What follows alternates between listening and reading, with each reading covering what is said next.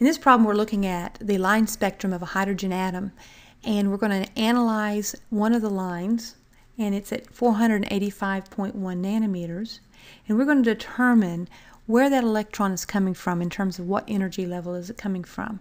We know that in the Balmer series, and we see that that's listed here, that is when an electron starts at a higher energy level and it goes to the n equals 2 state. So if we got a picture in our mind of what was going on here, we would have an electron starting at some higher level that I don't know, and I'm going to call it n sub I because that's where it's starting. And it's going to travel down to the n equals 2 level. So that electron is going to travel down to the n equals 2 level, and when it does, it will emit a photon of light. And it says here that that photon that we're going to examine has 485.1 nanometers as its wavelength. Now, what we know about the concept that's going on here is that the change in energy of that electron as it travels from a high state to the low state, whatever that energy gap is, and as it travels down, it is a negative value. If I were to take the absolute value of that value, you get what I mean, you would get the energy of the photon that's emitted. So what we're going to do is we're going to first calculate the energy of the photon. From that, we'll know the energy change of the electron, and then we'll have another equation that will relate the change in energy to the n values of those energy levels. So let's begin by determining the energy of the photon. Now we know the energy of the photon is equal to h times nu, but I don't know nu, which is the frequency. I do know the wavelength, so that is equal to, if I substitute the frequency for c over lambda, I'll get the wavelength in there.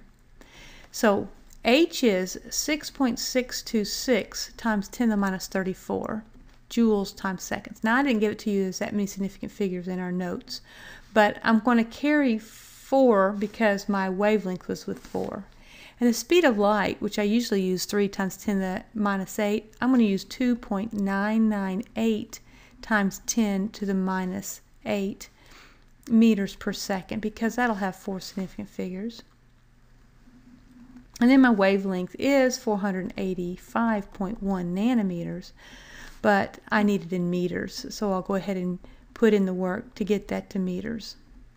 So when I multiply and divide these values out, I will have a energy of the photon equal to 4.095 times 10 to the minus 19, and that'll have units of joules. So that's the energy of one photon.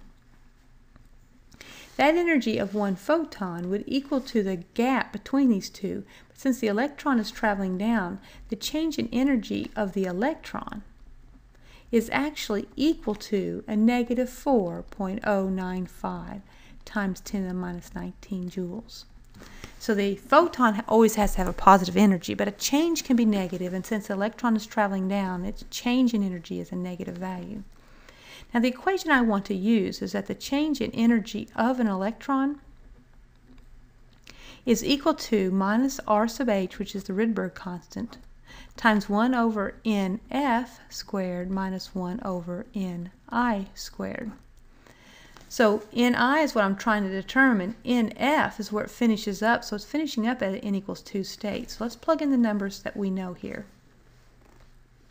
We have, for the energy of the electron, negative 4.095 times 10 to the minus 19, and that is units of joules.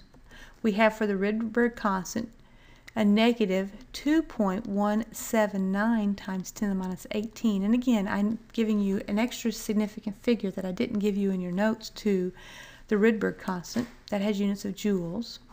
1 over final, that's 2 squared, minus 1 over n initial squared.